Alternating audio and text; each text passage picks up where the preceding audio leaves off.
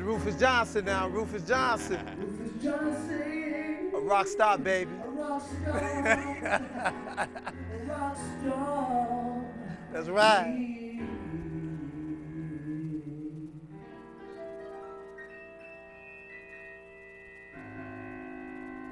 All right, go on and play the rest of your 3 more minutes out. You got 3 more minutes to go.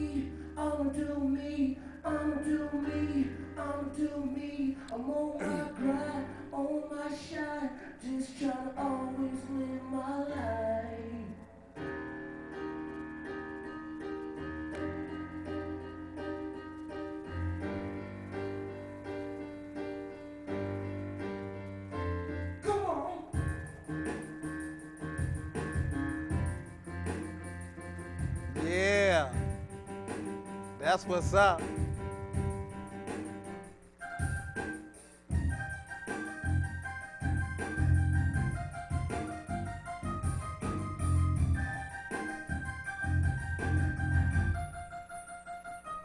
Come on. All right.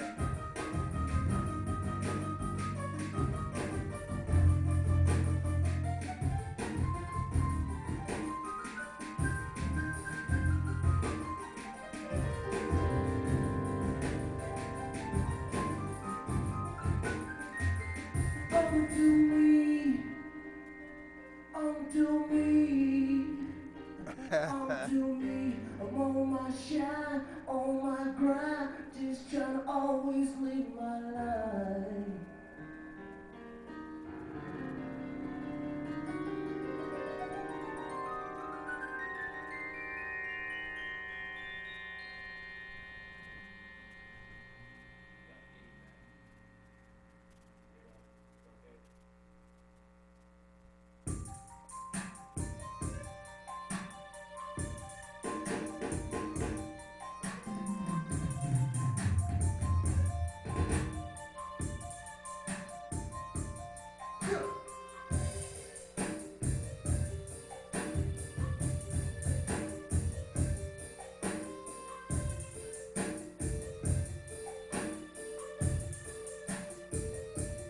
One minute. Her swagger, I seem so incredible.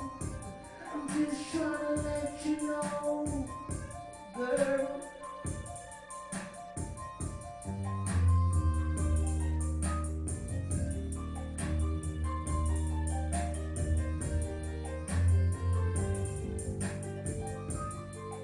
Special thanks to Rufus.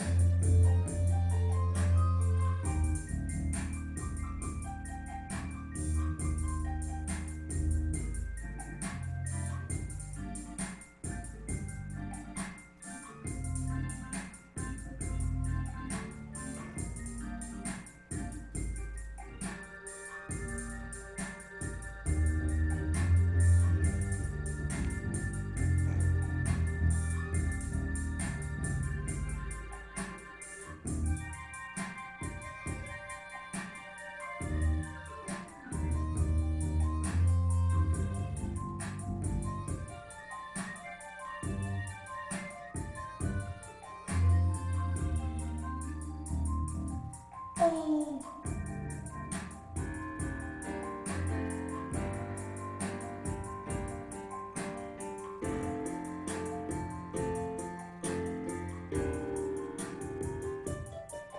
Okay. I think that was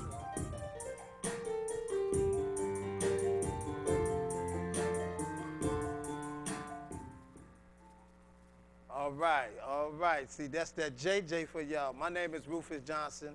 I am the founder and CEO of the Real Truth Inc. Now, my guest, my musician coming up, my guest right here. Y'all can hear me on my mics, okay, right? I'm all right?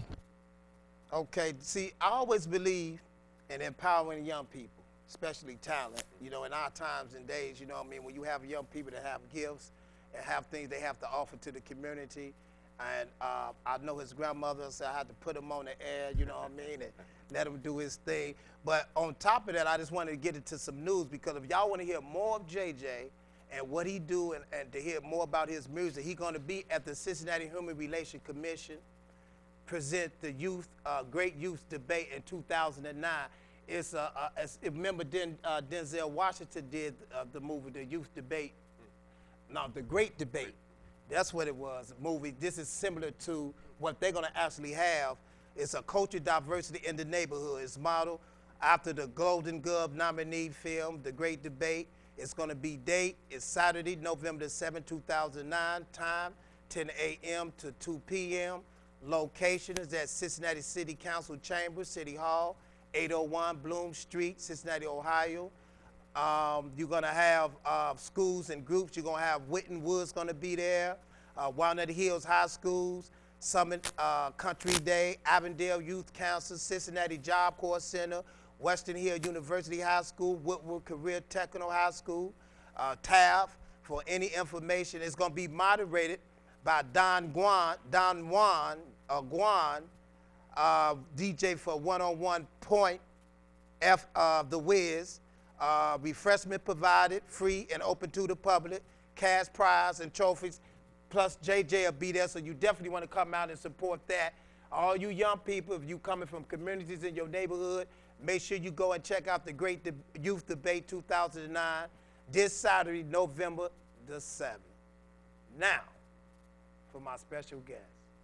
I got my man back in the house, y'all. We're gonna be talking all about political issues. Any issues that anyone want to talk about, if it's about your streetcars, the casino, who won, who lost, who came short, why they was in office, why they shouldn't be in office, y'all can call in at 651 3036, 651 3036. But I got to get right back to my guest, Nicholas Hollan. I appreciate you coming back on the show. I contact a lot of our, partners and some of the people that you was informed with, doing forums and all these things. And you was the only one that got back with me with speed. You know what I mean? Everybody else called, but something had happened. And the ones that's won, they still celebrating. The ones didn't win, I guess they got attitude problems. But y'all will try next year. But you try again.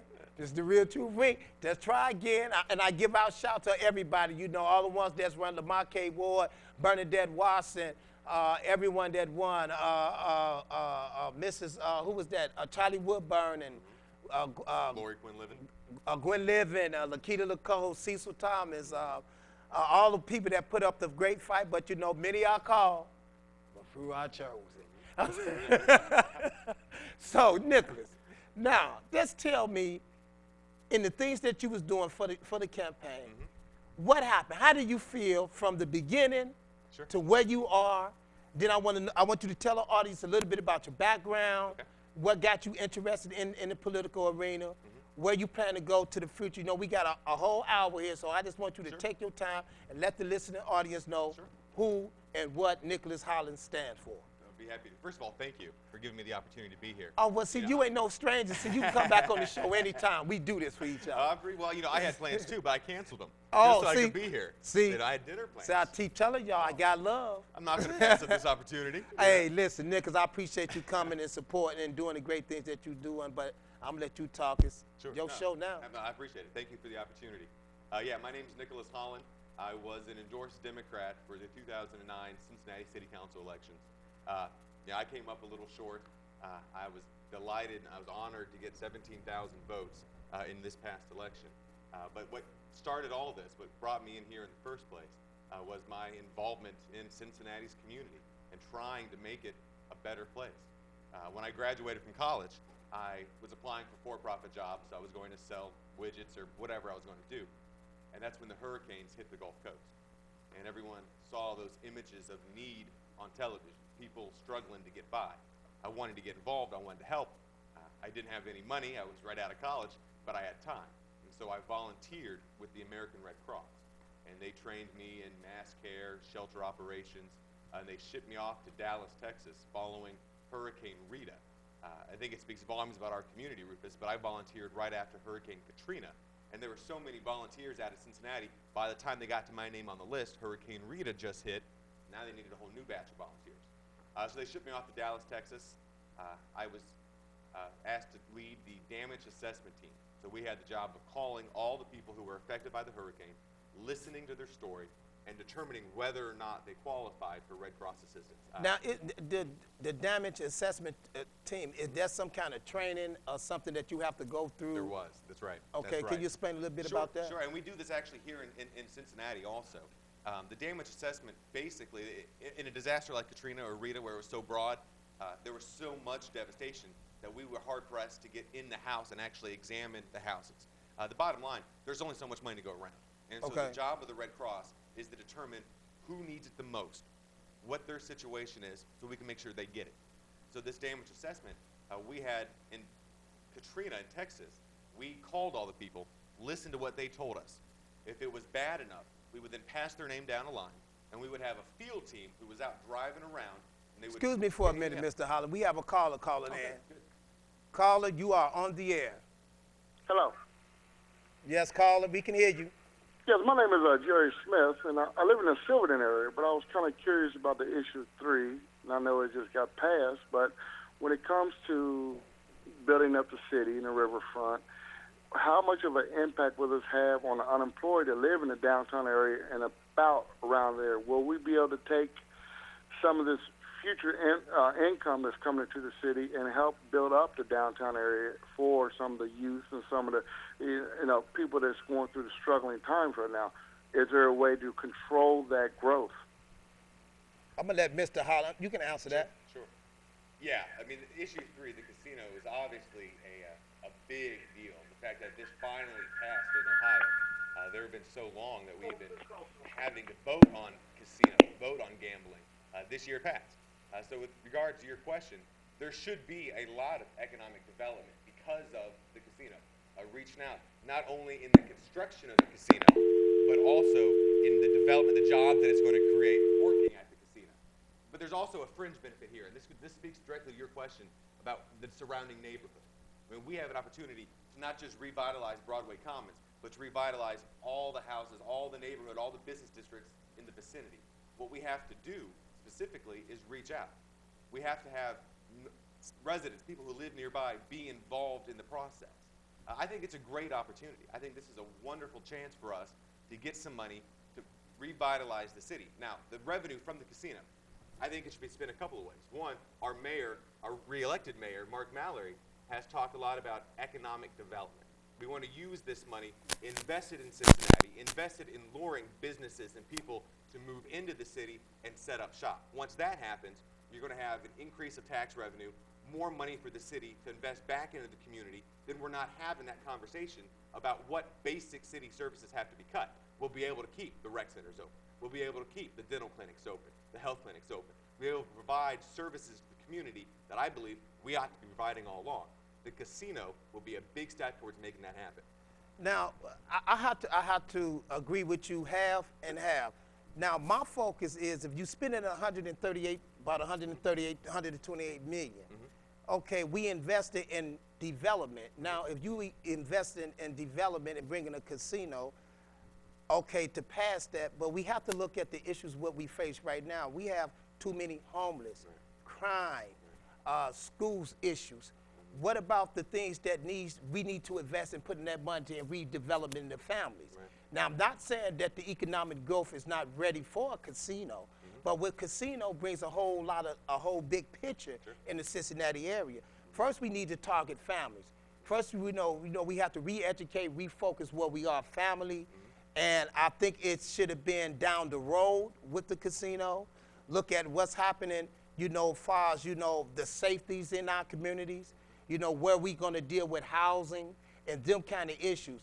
And that's why I say it's kind of too early. This is going out to the call. I don't know if we have another call on the air or if the same caller is still on the air. But my focus is I think it was just kind of too quick, for that kind of money to look at, okay, we have all this redevelopment. We already have enough redevelopment going down in the downtown area now. But we still haven't addressed the issues where we need to be to protect our communities. And I think we should start there first before we get into development as far as money. And I hope that answered your question, caller. But if we have another call on the air, you on the air? We have another call on the air, y'all? Hello? Yes, are you there, caller? Yes, sir. My name is Collins. Okay, you another caller? Yes, I'm calling in about issue 9. Okay. Okay, as I understand that the vote was no, that was to prohibit the choice for another ballot on the streetcars. I wanted to know why we would need streetcars if we have a metro system in place that is struggling. If we was to put streetcars or subways in Cincinnati, wouldn't that put a strain on the metro, and we would have to, and I say bail them out, but watch them struggle even more? And I